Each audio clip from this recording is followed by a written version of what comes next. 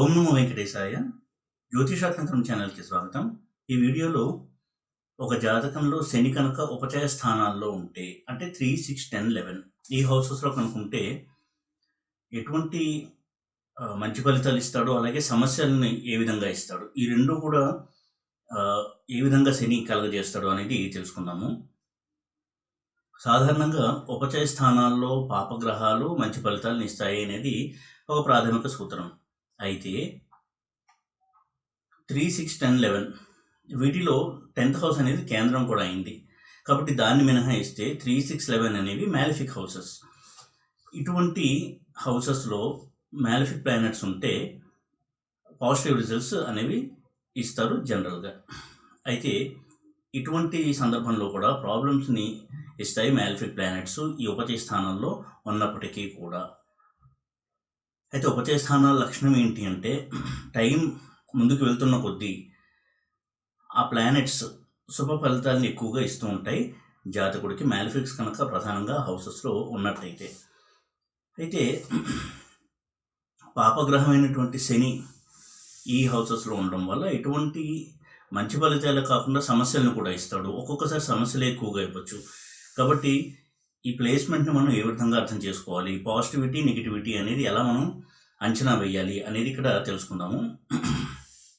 ముందుగా 3rd హౌస్ని కనుక తీసుకున్నట్టయితే 3rd హౌస్ అనేది పరాక్రమ స్థానము, డెసిషన్ మేకింగ్కి ఇంపార్టెంట్ ఆ స్థానం.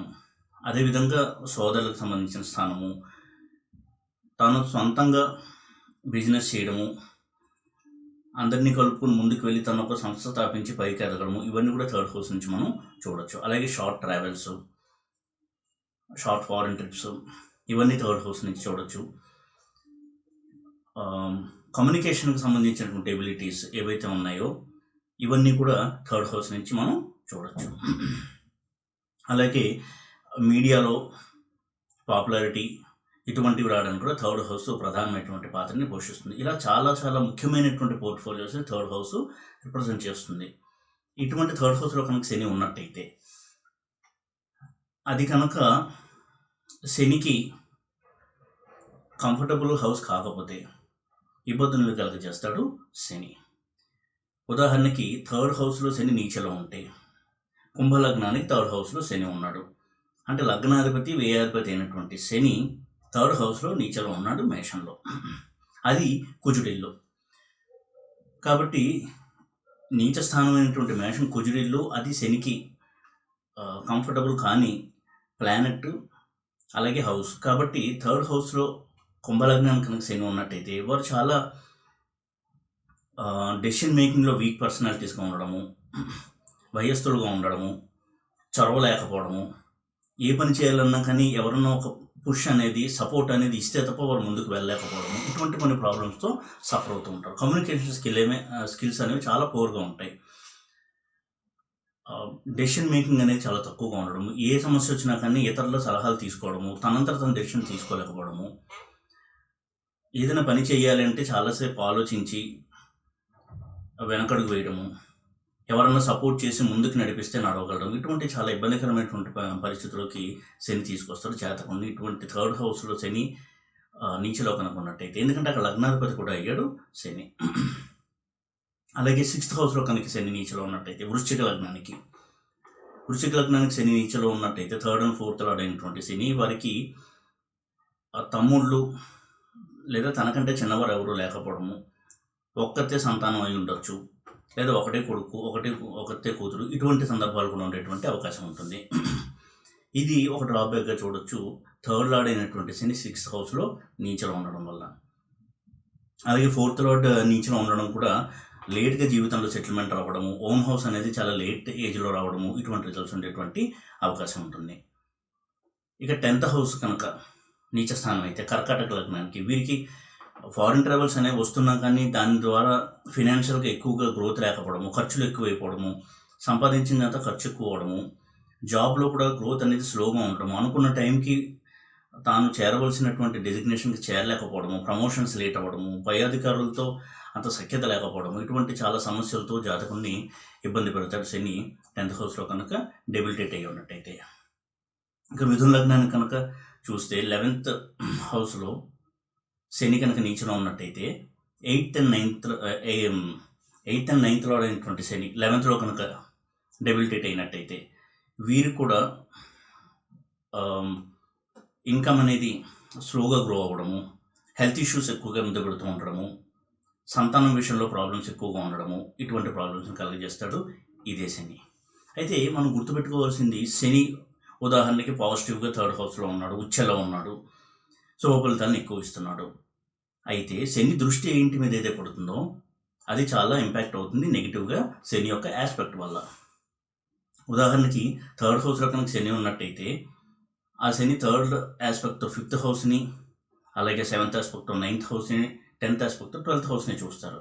ఈ 12th హౌస్ని ఎప్పుడైతే శని చూస్తాడో వారు ఎక్కువగా పిసినారిగా ఉండడము, డబ్బులు ఎక్కువ ఖర్చు పెట్టకపోవడము, ఎవరికి డబ్బులు ఇవ్వాలనికైనా చాలా ఆలోచించడము, ఇటువంటి ఒక మెంటాలిటీ ఉండడానికి అవకాశం అయితే ఉంటుంది. అలాగే 5th హౌస్ మీద ఎప్పుడైతే శని దృష్టి ఉంటుందో సంతానం వల్ల సమస్యలు, సంతానంతో మంచి సఖ్యత లేకపోవడము, సంతానం లేట్ అవ్వడము, ఇటువంటి రకరకాల ప్రాబ్లమ్స్ ఉండేటువంటి అవకాశం ఉంటుంది. కాబట్టి ఉపచయ స్థానాల్లో శని ఉండడం వల్ల స్థానం రీత్యా బలం ఉన్నప్పటికీ కూడా దృష్టి అనేది ఎప్పుడు శనికి చాలా ఇంపార్టెంట్ మనం అనలైజ్ చేసేటప్పుడు. ఈ దృష్టి ఇంటి మీద అయితే పడుతుందో అక్కడ శని యొక్క నెగిటివ్ ఇంపాక్ట్ ఎక్కువగా ఉంటుంది. ఉదాహరణకి 4th హౌస్లో శాటర్న్ ఉంటే శాటర్న్ చూసినటువంటి 10th హౌస్ ఎక్కువగా ఇంపాక్ట్ అవుతుంది. అలాగే ఉపచయ స్థానంలో శని ఉన్నప్పుడు ఆ స్థానానికి మంచి చేస్తారు శని తప్ప, శని ఏ హౌసెస్ని ఆస్పెక్ట్ చేస్తున్నాడో చూస్తున్నాడో అవి బాగా ఇంపాక్ట్ అవుతూ ఉంటాయి. అదేవిధంగా వక్రించిన శని కనుక ఉపచయ స్థానాల్లో ఉంటే చాలా ఇబ్బందులకు గురి చేస్తాడు జాతకం. ఒకవేళ ఫలితాలు ఇచ్చినా కానీ శుభ ఫలితాలు, అందులో ఎంతో ఘర్షణ, ఎంతో పోరాటము, మానసిక ఒత్తిడి ఇవన్నీ ఇస్తూ రిజల్ట్స్ని ఇస్తాడు శని ఉపచయ స్థానంలో ఉన్నప్పటికీ కూడా. అయితే శని 6th lordship, 8th lordship, 12th lordship తీసుకుని ఉపచయ స్థానాల్లో ఉండడం అనేది కొంత మనం ప్రత్యేకంగా చూడాల్సి ఉంటుంది. 6th లార్డ్షిప్ తీసుకుని 6th హౌస్లో ఉండడం ఎక్కువగా పాజిటివ్ రిజల్ట్స్ని కలిగించేటువంటి ప్లేస్మెంటు. అలా కాకుండా దుస్థానాలకు ఆధిపత్యం తీసుకుని ఉపచయ స్థానంలో ఉండడం వల్ల ఆ స్థానాలకు సంబంధించిన పోర్ట్ఫోలియోస్ని కొంతవరకు ఇబ్బందులకు గురి చేస్తాడు శని. ఉదాహరణకి 8th లార్డ్షిప్ తీసుకుని 3rd హౌస్లో కనుక ఉన్నట్టయితే వారి యొక్క బిజినెస్లో వారి యొక్క స్కిల్ని ప్రదర్శించేటువంటి టైంలో ఎన్నో అవరోధాలు, ఛాలెంజెస్, పాలిటిక్స్ వల్ల తొక్కివేయబడ్డము ఇలాంటివి కూడా ఎదుర్కొనేటువంటి అవకాశం ఉంటుంది. ముఖ్యంగా ఆర్టిస్టుల విషయంలో చూసినట్టయితే ఒక సింగర్ కావచ్చు, మంచి టాలెంట్ ఉన్నా కానీ ఏదో కారణం వల్ల ఇతరుల యొక్క పాలిటిక్స్కి గురయ్యి వీరి కెరియర్ కొంచెం కుంటుపడ్డము, ఈ విధమైనటువంటి ఫలితాన్ని కూడా శని ఇస్తాడు. ఉపచయ స్థానంలో ఉన్నంత మాత్రాన్ని శని ఎప్పుడూ మంచి రిజల్ట్స్ ఇస్తాడు అనుకోవడం కూడా పొరపాటు. ఎందుకంటే లార్డ్షిప్ ఏముంది అని చూసుకోవాలి, రెట్రోగ్రేడ్ అయ్యి ఉన్నాడా, నీచలో ఉన్నాడా, ఇటువంటివన్నీ కూడా మనం పరిగణలోకి తీసుకోవాలి. అలాగే ఇంకొక ముఖ్యమైనటువంటి విషయము, 3rd హౌస్లో కావచ్చు, 6th హౌస్లో కావచ్చు, 10thలో కావచ్చు, 11thలో కావచ్చు శని కనుక ఉన్నట్టయితే కుజుడితో కలిసి ఉంటే అది ప్రాబ్లమాటిక్ కాంబినేషన్గా మనం చూడాలి.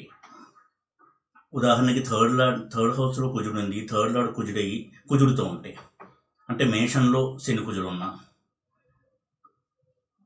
వృశ్చికంలో శని కుజుడు ఉన్నా, ఇటువంటి కుజుడి ఇంట్లో శని ఉండి అది 3, 6, 10, 11 హౌసెస్ కనుక అయినట్టయితే ఆ ఇంటికి సంబంధించిన పోర్ట్ఫోలియోస్ని చాలా చాలా దెబ్బతీస్తాడు శని. ఉదాహరణకి శని కుజుల కాంబినేషన్ 3rd హౌస్లో కనుక ఉన్నట్టయితే వారి యొక్క కెరియర్లో, ప్రొఫెషన్లో ఎన్నో ఆటుపోట్లు, అవమానాలు, తొక్కివేయబడ్డము, ఘర్షణ వాతావరణము ఇటువంటి చాలా ఇబ్బందులను గురి చేసేటువంటి అవకాశం ఉంటుంది. సంతానం విషయంలో చాలా తీవ్రమైనటువంటి సమస్యలు ఉండేటువంటి అవకాశం ఉంటుంది. అందులో కనుక 5th లార్డ్ కూడా జాయిన్ అయినట్టయితే, ఎందుకంటే శని 5th హౌస్ని చూస్తాడు, ఆ 5th హౌస్ కూడా వీళ్ళతో కనుక జాయిన్ అయితే కొంతవరకు ప్రాబ్లమ్స్ ఇచ్చేటువంటి అవకాశం ఉంటుంది. ఈ విధంగా ఈ శని 3rd హౌస్లో ఉండడం అనేది కొన్ని ప్రత్యేకమైన పరిస్థితుల్లో నెగిటివ్ రిజల్ట్స్ ఇస్తారు కాబట్టి దీన్ని జాగ్రత్తగా పరిశీలించాల్సినటువంటి అవసరం ఉంటుంది. అలాగే 6th హౌస్లో శని కుజుడు ఉన్నట్టయితే కాంపిటేటివ్ ఎగ్జామ్స్లో మంచి సక్సెస్ని సాధించినప్పటికీ కూడా వృత్తిలో కావచ్చు ఎప్పుడు ఒక కాంపిటీషన్ అనేది తనకి ఉండడము, తను ఏ జాబ్ చేస్తున్నా కానీ అందులో తన ప్రత్యర్థి అంటూ ఉండి ఆ ప్రత్యర్థి ద్వారా ఎన్నో సమస్యలు ఎదుర్కొంటూ ఉండడము, ఇది వారికి ఎప్పుడు నిరంతరం జరుగుతూ ఉంటుంది. కాబట్టి ఇది కూడా కొంత ఇబ్బందులని గురి చేసేటువంటి ఒక ప్లేస్మెంట్.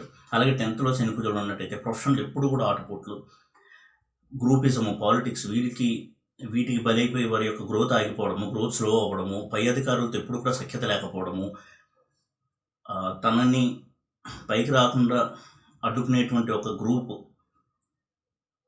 తయారవడము, దానివల్ల వీరు కెరియర్లో గ్రోత్ అనేది స్లో అయిపోయి చాలా ఇబ్బంది పడడము, ఇటువంటి చాలా రకాల ప్రాబ్లమ్స్ శని కుజులు కలిగిస్తారు. అలాగే 11th హౌస్లో కూడా శని కుజులు ఉన్నట్టయితే వారికి బిజినెస్లో చాలా ప్రాబ్లమ్స్, అలాగే సంతానం అనేది చాలా తీవ్రంగా అఫెక్ట్ అవుతుంది. ఎందుకంటే 11th హౌస్లో ఉన్న శని కుజులు ఎప్పుడైతే 5th హౌస్ని చూస్తారో సంతానం లేకపోవడం, లేదా సంతానం ఉన్నా కానీ వారికి హెల్త్ ఇష్యూస్ కావచ్చు, లేదా వారి యొక్క ప్రోగ్రెస్ అభివృద్ధి అనేది చాలా ఇబ్బందికరంగా ఉండడము, ఇవన్నీ కూడా శని కుజులు 11th హౌస్లో ఉండి ఇచ్చేటువంటి రిజల్ట్స్. కాబట్టి ఉపచయ స్థానంలో శని ఉండడం మంచిదే, కానీ ఏదైనా వేరే ప్లానెట్తో కలిసి ఉన్నాడా, ఎటువంటి పరిస్థితుల్లో ఎంత బలంతో ఉన్నాడు శని అనేది కూడా చూడడం ముఖ్యము. అలాగే రవితో కలిసిన శని కూడా ఉపచయ స్థానంలో చాలా ప్రాబ్లమ్స్ని కలెక్ట్ చేస్తాడు.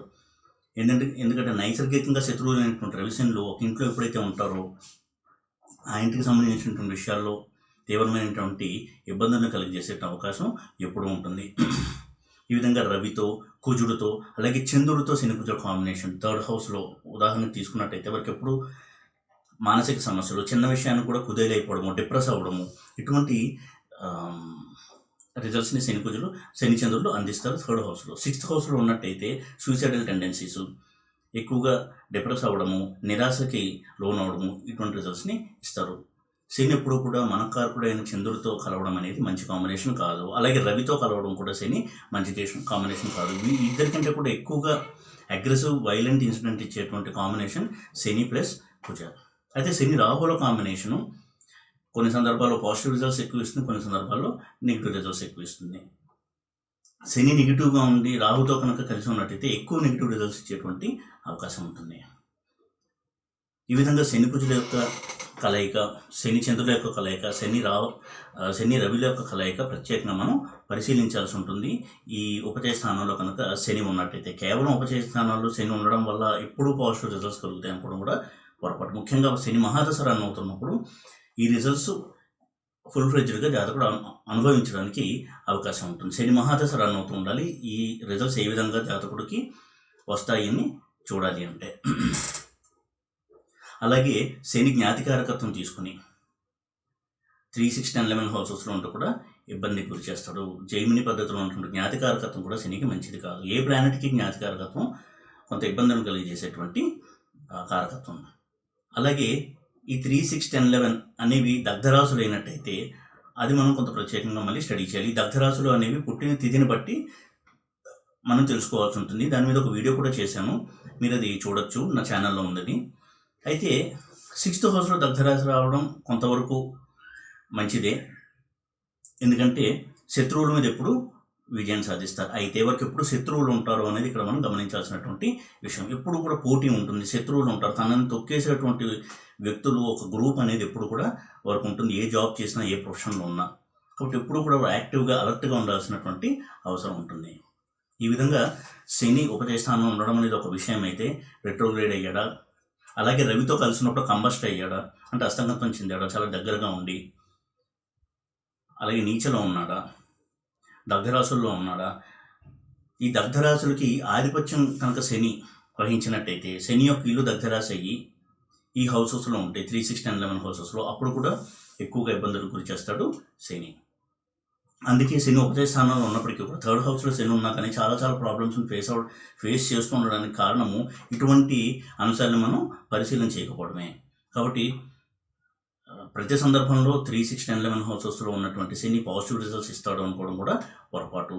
ఇటువంటి అంశాలన్నింటినీ కూడా పరిగణలోకి తీసుకుని ఒక ఓవరాల్ పిక్చర్ అనేది తెచ్చుకుని, వీలైతే ఎక్కువ నెగిటివిటీ కనుక ఉన్నట్టయితే రెమెడీస్ కంటిన్యూస్గా, కాన్స్టెంట్గా మహాదశ అంతా కూడా చేసుకుంటూ ఉండడం అనేది ఆ జాతకుడికి కొంత ఉపశమనాన్ని కలిగించి నెగిటివిటీ తగ్గించుకోవడానికి ఉపయోగపడుతుంది.